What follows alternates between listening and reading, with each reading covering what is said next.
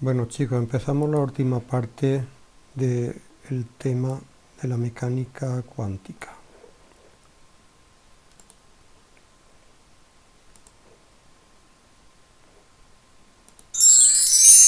Bien, vamos a ver cómo nació la mecánica cuántica. Por cierto, no hemos saltado la parte del átomo de Bohr porque no entra en selectividad. No obstante, haremos alguna referencia a él. Bueno, Bohr fue capaz de explicar perfectamente de manera teórica el átomo de hidrógeno. Basándose en unos principios teóricos, llegó a unas conclusiones que se correspondían perfectamente con lo que se encontraba en la práctica. O sea, fue capaz de explicar los espectros discontinuos que observaban cuando excitaban el átomo de hidrógeno. Pero el problema es que cuando aplicó estos principios a átomos polielectrónicos, recordad el átomo de hidrógeno, el más sencillito que hay, con un único electrón, pues no consiguió explicar absolutamente nada. Bohr había recibido el premio Nobel de Física por su hallazgo, pero sin embargo no fue capaz de pasar del átomo de hidrógeno. Ahora bien, la idea aplicada, la cuantización de la energía de Max Planck, no se puede decir que no sean válidas. Más bien podremos decir que el modelo aplicado es un modelo incompleto, más que incorrecto. Había que buscar nuevas ideas porque la física aplicable al mundo microscópico se encontraba en un callejón sin salida. Bueno, ¿y cuáles fueron estas dos ideas fundamentales a partir de la cual se desarrolló la nueva mecánica cuántica? Bueno, pues la primera fue la hipótesis de de Broglie, lo que también se llama la dualidad onda-corpúsculo, también se conoce como el electrón-onda. Y el segundo gran pilar es el principio de incertidumbre de Heisenberg. Bien, pues vamos a ver una y otra.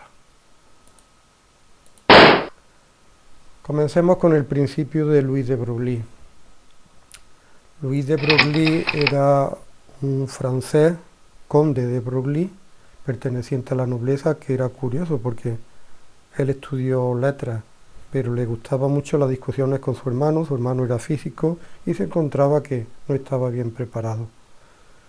Estudió física y mira por dónde, al cabo de poco tiempo le dieron el premio Nobel por este hallazgo, el principio, la dualidad onda-corpúsculo, la hipótesis de de Broglie. Vamos a ver en qué consiste. Recordemos que a principios del siglo XX Einstein demostró que la luz se podía comportar como un fenómeno ondulatorio, que era como tradicionalmente se estudiaba, pero también como un fenómeno corpuscular.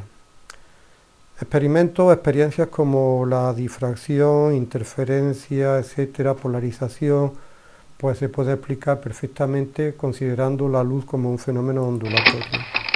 Sin embargo, cuando llegamos al efecto fotoeléctrico o a la emisión del cuerpo negro, que ya hemos estudiado, pues tenemos que recurrir a contemplar la luz como un fenómeno corpuscular, formado por unas partículas llamadas fotones. Esos fotones, recordad que eran unos paquetes de energía.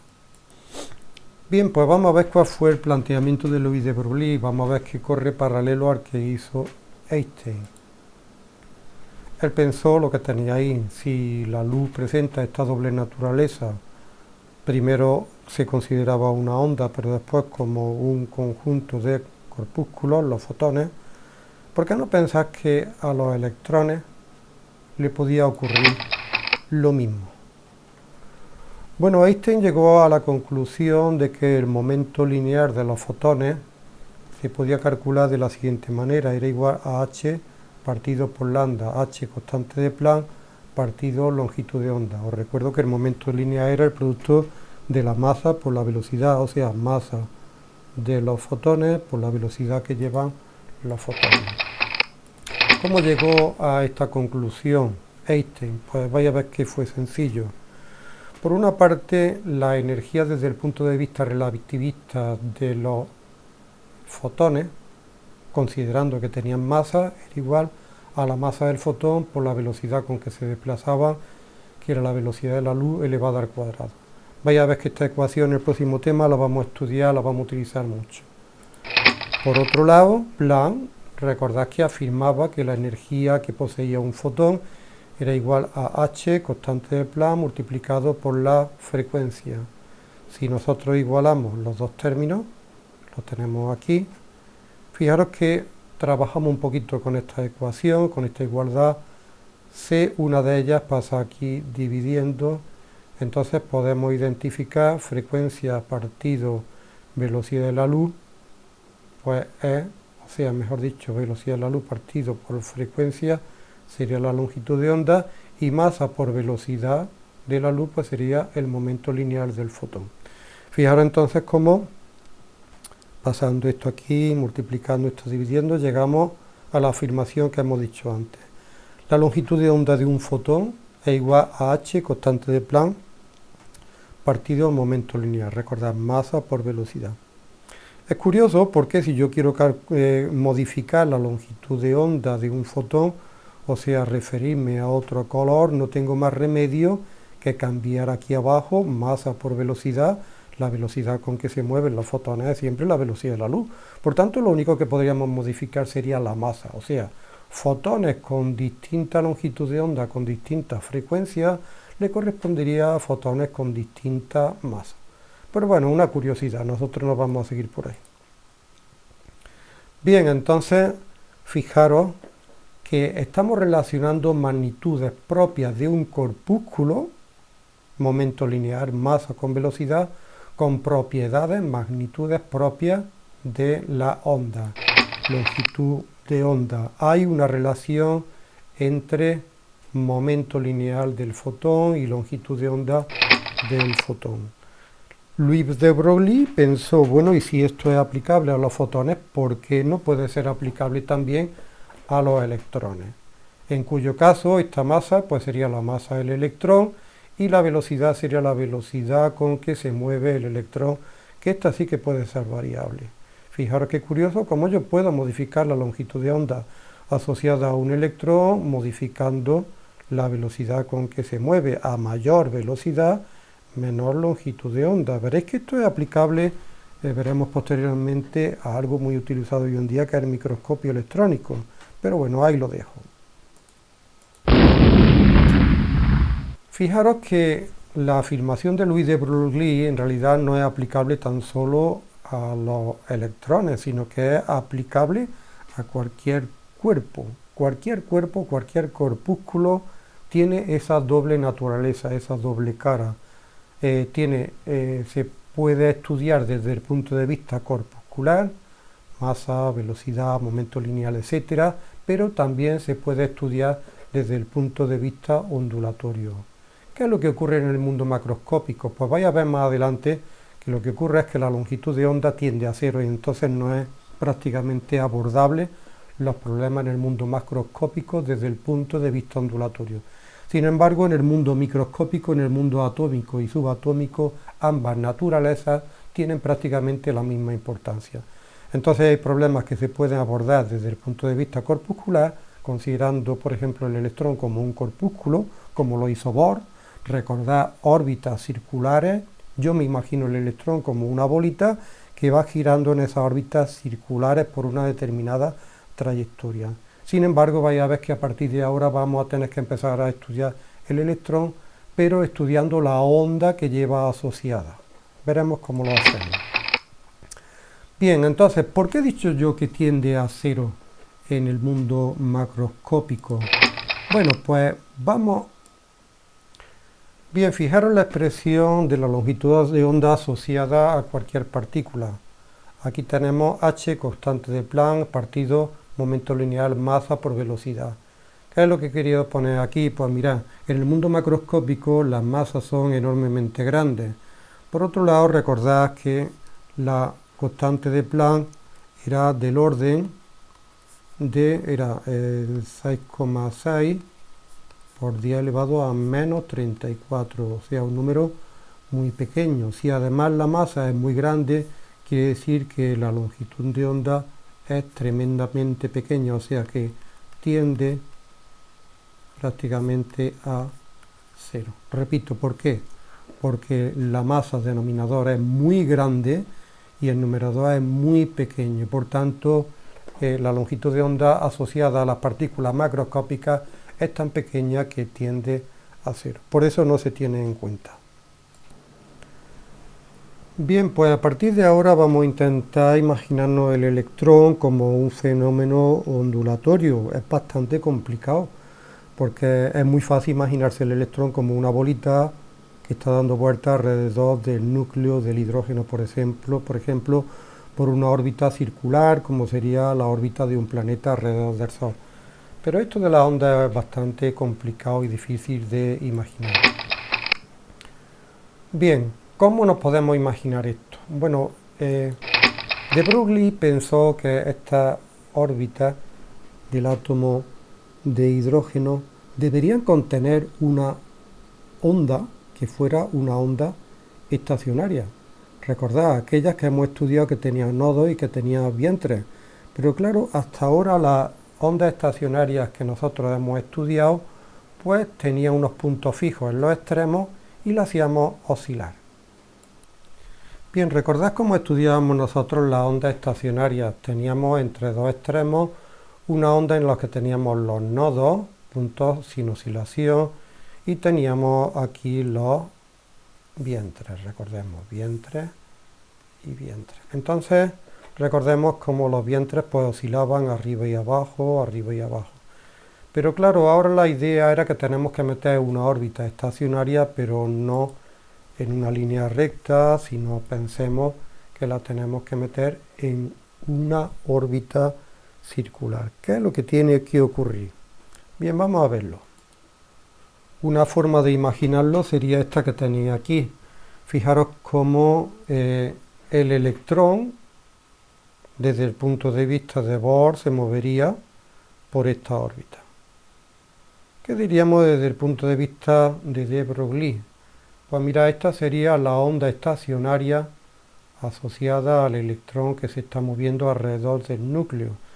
Pero mira, para que la órbita sea estacionaria se tiene que cerrar sobre su propio cuerpo de la onda. Mira, esto sería nodo, nodo, nodo, y esto que tenemos aquí serían los vientres. Y esto estaría oscilando hacia arriba y hacia abajo. Claro, esta órbita, esta longitud de onda sí que es válida, pero fijaros que esta que tenemos aquí no es válida porque la onda estacionaria no se cierra sobre sí mismo. Por tanto, fijaros que una condición que debe de cumplir una onda estacionaria asociada a un electrón que se mueve alrededor de un núcleo, que estaría aquí, sería que en esta órbita, en esta longitud de la circunferencia, quepa un número entero de longitudes de onda para que se cierre sobre sí misma. Aquí tenemos entonces la condición, que en 2πr, la longitud de la circunferencia, debe entrar un número entero de longitudes de onda. Por otro lado tenemos la expresión que ya vimos antes, la propia de Louis de Broglie, longitud de onda asociada al electrón será igual a h partido masa del electrón por la velocidad con que se esté moviendo. Combinamos una y otra, sustituimos longitud de onda aquí y entonces tenemos esta expresión, la modificamos un poquito y llegamos a esta que tenemos aquí. Masa por velocidad por radio, masa del electrón, velocidad con que se mueve por el radio de la órbita, punto de vista de Bohr, debe de ser un número entero de h partido por 2π.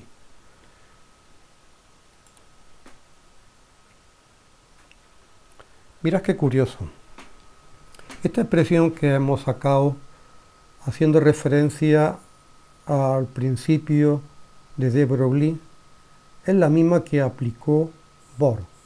Era uno de los fundamentos en el montaje del átomo de hidrógeno. Bohr decía que había órbitas permitidas y órbitas prohibidas. En las permitidas podía girar el electrón sin emitir energía, pero no podía hacerlo en las prohibidas. ¿Y qué condición le exigía a la órbita permitida, órbita estable? Que el momento angular, o sea que masa por velocidad por el radio de la órbita del electrón, tenía que ser un número entero de h partido por 2π. Si n tomaba valor 1, nos estábamos refiriendo a la primera órbita, n igual a 2 a la segunda órbita, n igual a 3 a la tercera órbita, etc. Bien, voy a retroceder, que aunque no hemos visto el átomo de Bohr, vamos a ver uno de estos postulados. Bien, aquí tenemos dos de los postulados de Bohr. Fijaros, me refiero al de abajo, aunque vamos a verlos los dos. Decía Bohr que existen órbitas permitidas en las que cuando gira el electrón con una determinada velocidad no emite energía. Eran órbitas estables, como ya he comentado. Y fijaros, ¿qué le exigía a esta órbita estable? Le exigía que el momento angular del electrón cuando giraba en una órbita estable era igual a n por h partido por 2pi. Curioso, exactamente igual que la conclusión que hemos tenido aplicando la dualidad onda-corpúsculo, el electrón-onda sacada por Louis de Broglie. Pues bien, seguimos. Hemos visto cómo la teoría va cuadrando bastante bien. Sin embargo, necesitaba todo esto que estamos hablando de una prueba experimental. Algo que demuestre claramente que es verdad que un electrón tiene esa doble naturaleza. Bueno, pues sí que lo encontraron. Mira, esta fotografía que tenemos aquí es un microscopio electrónico. ¿Cómo funciona un microscopio electrónico? Bueno, pues cuando los objetos son extremadamente pequeños, ocurre que no se pueden ver, pensemos, dos puntos por separado. Bien, lo voy a escribir en la pizarra. Mira, si yo tengo dos puntos muy cercanos unos de otros, yo podré distinguir uno de otro siempre y cuando entre uno y otro quepa al menos una longitud de onda. Porque si estos puntos están más cerca y ya no cabe aquí una longitud de onda, ya no veo dos, sino que veo uno. ¿Cuál es la solución? Bueno, pues utilizar longitudes de onda, evidentemente, más cortas. Pero hay una forma muy fácil de modificar las longitudes de onda. Claro, y alguien me puede decir, pues utilizamos luces de alta frecuencia de longitud de onda baja. Bueno, pues sí, es verdad. Pero mirad, una solución que se utiliza mucho hoy en día es utilizar el microscopio electrónico. Recordemos que la longitud de onda asociada a un electrón era h partido masa velocidad. Si yo acelero los electrones, la longitud de onda puedo hacerla muy baja. Con lo cual, si yo utilizo electrones, aunque los objetos sean muy pequeños, siempre puedo obtener longitudes de onda muy bajas, de tal manera que yo podré distinguir un punto y otro y no ver uno solo formado por los dos juntos, porque no tengo posibilidad de diferenciarlos unos de otros. Bien, pues así es como trabaja el microscopio electrónico.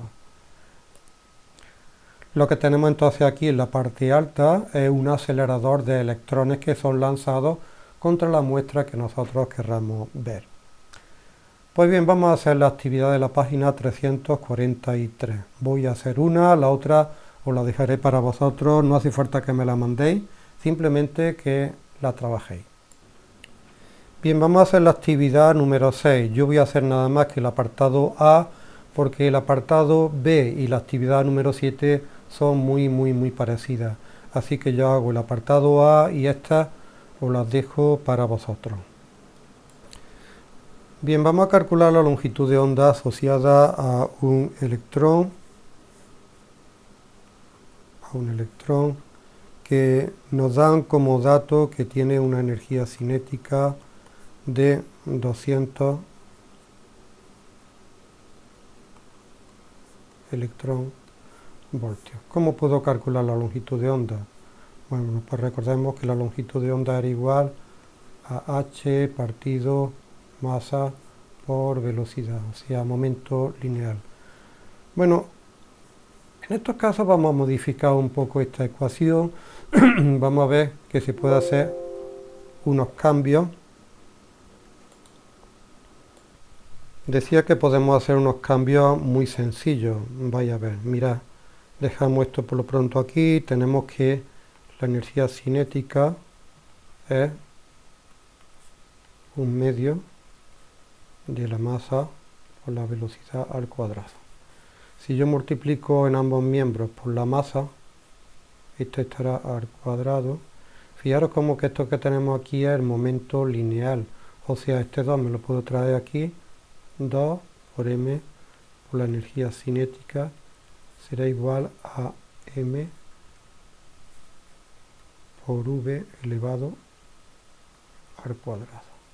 ¿Qué puedo hacer yo aquí? Pues raíz cuadrada, aquí, raíz cuadrada, y entonces llegamos a la conclusión de que la raíz cuadrada de 2 por la masa por la energía cinética, largamos aquí un poquito, es igual a m por v. Con lo cual, si yo me vengo aquí arriba, pues aquí podemos poner que esto es igual a h partido, en vez de m por v, raíz cuadrada, bueno, voy aquí un poco, de 2 por la masa por la energía cinética. Pues esto es lo que nosotros vamos a utilizar. Bien. Sustituyamos entonces aquí. La longitud de onda será igual a, bien, conocemos la constante de Planck, tienen que darnos como dato la masa del electrón, nos lo tienen que dar como dato, y la energía cinética la tenemos aquí. Cuidadito porque estamos trabajando en el sistema internacional, entonces esto tenemos que pasarlo a Julio. Bien, si vosotros hacéis esto, ahí tenéis resultado, tiene que dar con 8,68 por 10 elevado a menos 11 metros, la longitud de onda asociada. Bien, comprobarlo vosotros, es nada más que sustituir, comprobarlo y ya veréis cómo da. El resto, el siguiente apartado y el siguiente ejercicio, repito que os lo dejo para vosotros, pero no tenéis que entregármelo. Bien, el microscopio electrónico era una prueba de que efectivamente los electrones se comportaban como ondas. Pero mirad, hay otras pruebas. Concretamente, a principios del siglo XX, estos investigadores, Davidson y Yermer, pues comprobaron experimentalmente que cuando lanzaban electrones contra algunas láminas de metal, se producían figuras de difracción. Bueno, mirad, aquí tenemos la figura de difracción, no recuerdo cuál de ellas. Bueno, esto es difracción de electrones, creo, difracción de neutrones cuando se lanza contra una lámina metálica, y comparémosla con la imagen que se produce en el caso de difracción de la luz. Ves que son tremendamente parecidas. Bien, vamos a ver esta aplicación.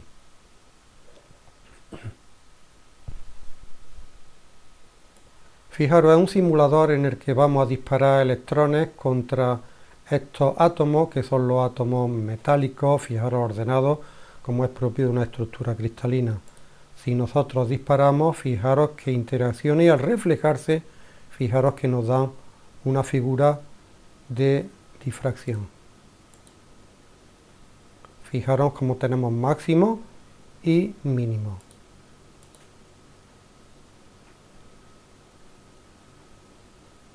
Si yo lo dejo pulsado, fijaros, estos serían electrones, y entonces fijaros cómo tenemos zonas de máximo, zonas de mínimo, interferencias constructivas, interferencias destructivas.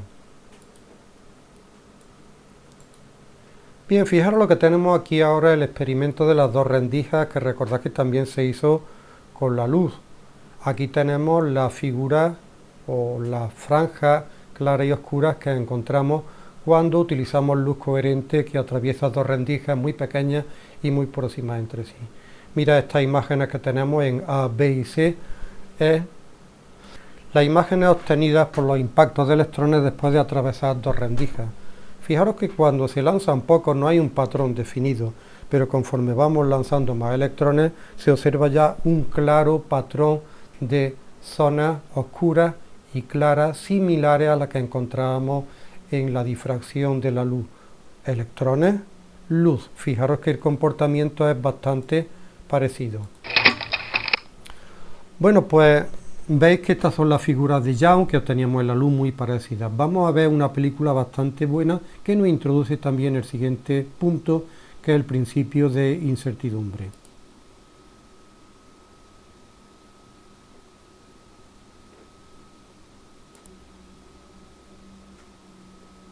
todos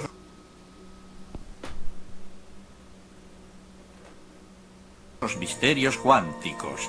El experimento de la doble ranura, que tiene muy mala fama. Para entender este experimento, primero tenemos que ver cómo actúan las partículas o las bolitas de masa.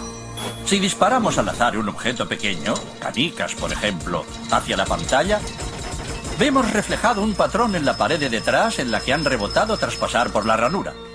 Y ahora, si añadimos una segunda ranura, lo lógico es esperar ver una segunda franja en la pared de detrás.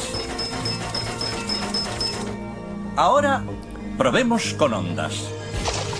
Las ondas alcanzan la ranura, se propagan y llegan a la pared de detrás, donde tienen mayor intensidad justo enfrente de la ranura. La franja de resplandor demuestra precisamente esa mayor intensidad. Es un efecto similar al de la franja que dibujan las canicas. Pero cuando añadimos la segunda ranura, ocurre algo distinto. Si la parte superior de una onda choca con la inferior de otra, se eliminan entre ellas. De esta forma, en la pared obtenemos un patrón de interferencias. Donde chocan las dos partes superiores hay más intensidad, las líneas resplandecientes, y donde se eliminan no hay nada. Fijaros cómo tenemos el Así patrón pues, de interferencia cuando lanzamos constructiva y algo, es destructiva. decir, materia, a través de dos ranuras, obtenemos esto, dos franjas de golpes. Pero con ondas, el resultado es un patrón de interferencias con muchas franjas. Muy bien, de momento. Vamos a ponernos cuánticos. Un electrón es un pedacito minúsculo de materia, como una canica diminuta. Lancemos una ráfaga a través de una ranura. Se comportan como las canicas, solo una franja. Si lanzamos estos pedacitos minúsculos a través de dos ranuras, tendrían que dibujarse, como en el caso de las canicas, dos franjas. ¿Qué? Un patrón de interferencias. Hemos lanzado electrones, pedacitos de materia. Pero aparece un patrón como con las ondas, no como con las canicas. ¿Cómo? ¿Cómo pueden trozos de materia generar un patrón de interferencias como una onda? No tiene sentido. Pero los físicos son muy inteligentes y pensaron, quizá las bolitas rebotan unas contra otras y crean ese dibujo.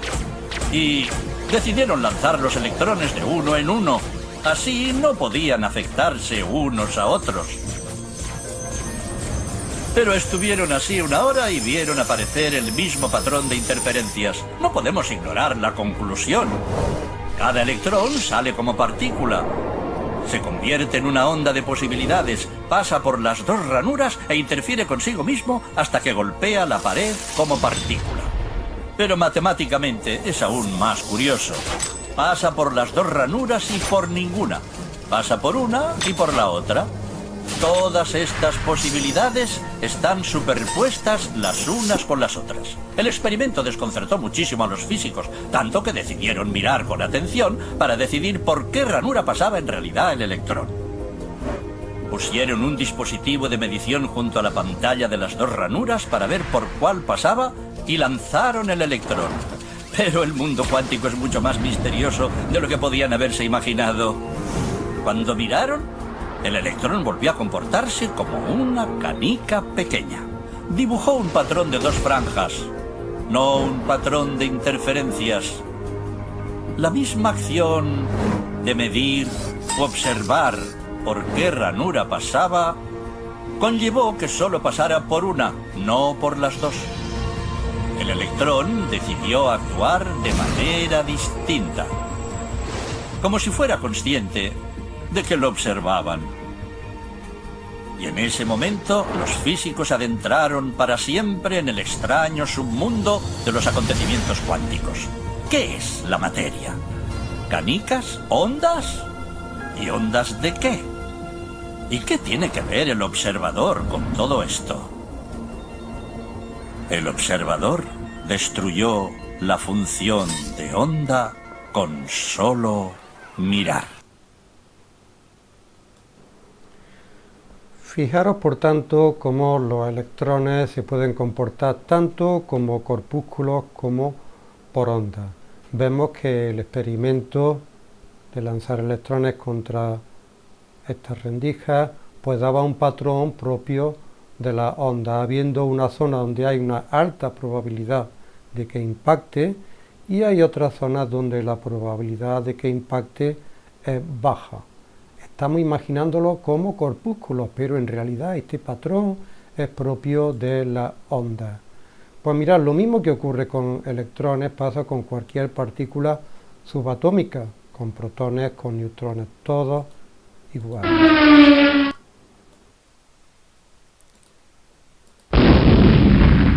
Bien, vayamos por último al principio, al otro pilar de la mecánica cuántica moderna, el principio de incertidumbre de Heisenberg.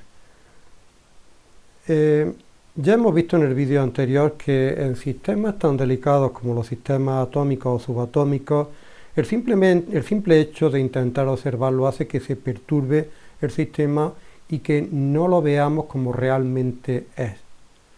Es una idea bastante complicada. Pero fijaros, esta incertidumbre, esta imprecisión, es lo que llevó a Heisenberg a enunciar su principio de incertidumbre. ¿Qué decía? Dice que hay algunas parejas de magnitudes a través de las cuales se estudian los sistemas subatómicos que no se pueden precisar simultáneamente ambas. Quiero decir, no se puede cometer poco error en uno y poco error en la otra. Si se tiene mucha precisión en una de las magnitudes, no se puede tener al mismo tiempo mucha precisión en la otra magnitud. ¿Cuáles son estas parejas de magnitudes? Bueno, pues nosotros nos vamos a centrar en dos. Una que es la posición y otra que es el momento lineal de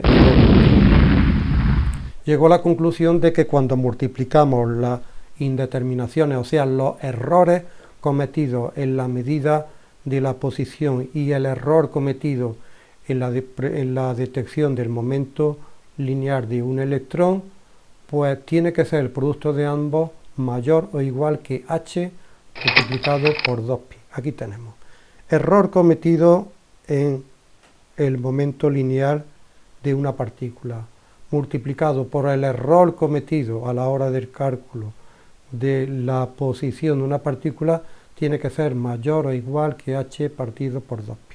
Repito que la idea es bastante rara.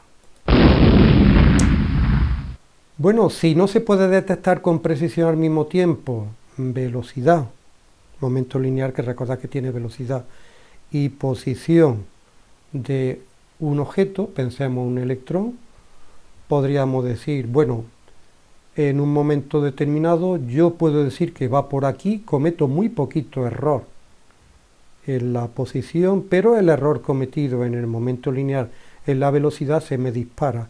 Quiere decir que una millonésima de segundo después no sé dónde estará, porque el error cometido en la velocidad sería tremendo. O pensemos al contrario, que yo puedo afinar mucho en la velocidad de una partícula, pero no sé dónde está porque el error cometido en la posición es enormemente grande. Conclusión, yo no puedo decir que el electrón va por aquí, como decía Bohr, en una órbita, una trayectoria, una posición y que lleva una determinada velocidad. Empezamos entonces a hablar de probabilidad de encontrar el electrón en una zona donde tiene una determinada energía. Esto recordará el concepto de orbital. Recordad, zona donde la probabilidad de encontrar un electrón con una determinada energía es grande, pero ya no hablamos de órbita, hablamos de orbital, que es muy diferente. Bien, ¿por qué no es aplicable este principio de incertidumbre a la mecánica clásica? Mirad la pregunta que os hago. ¿Podemos en el mundo macroscópico determinar al mismo tiempo posición y momento lineal, o sea, velocidad de una partícula, sin cometer el gran error? Bueno, pues sí que podemos, porque yo puedo decir que un coche va por una carretera y que lleva una determinada velocidad.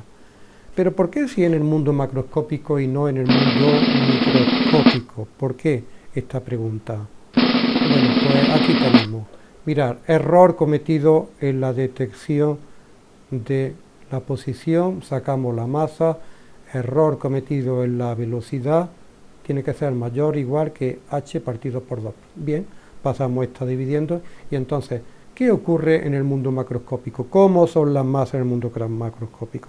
Evidentemente muy grandes.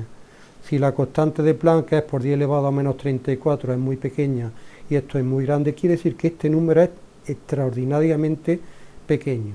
Quiere decir que en el mundo macroscópico este puede ser muy pequeño y este también puede ser muy pequeño. O sea, podemos cometer poco error en la posición y poco error en la velocidad. Pero ¿qué pasa en el mundo microscópico? Que las masas son muy pequeñas, entonces este término se hace bastante más grande. Lo que lleva a que si yo tengo un error muy pequeño en uno, el error cometido en el otro se me va a disparar. ¿De acuerdo? Bueno, por lo que hemos comentado antes, para el mundo macroscópico es lo que se conoce como principio de correlación. Y atención, se aplica, se pregunta, mejor dicho, muchas veces en selectividad. Vamos a hacer las actividades de la página 345. Bien, vamos a calcular la imprecisión que se comete en el momento lineal de un electrón cuando el error cometido en la determinación de la posición es de un átomo. Bien, recordemos lo que decía al principio de incertidumbre, imprecisión en la posición por imprecisión en el momento lineal tiene que ser, bueno, mayor o igual que, vamos a ponerlo esto mejor,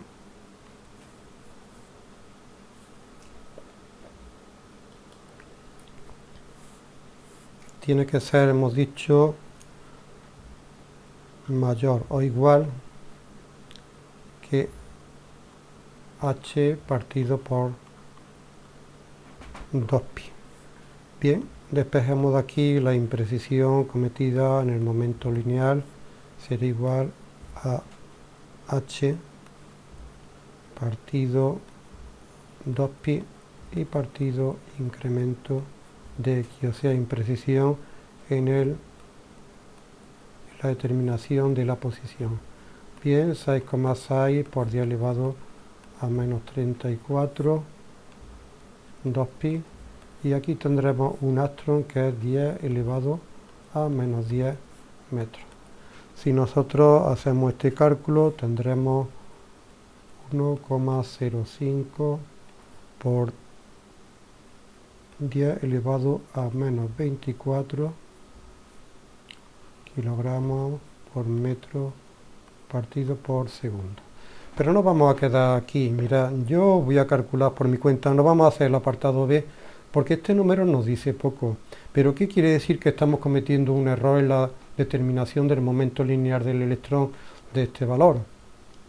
Bien, veamos ahora que la imprecisión en el momento lineal será igual a m por imprecisión en la velocidad. Vamos a ver qué error estamos cometiendo en el cálculo de la velocidad de este electrón.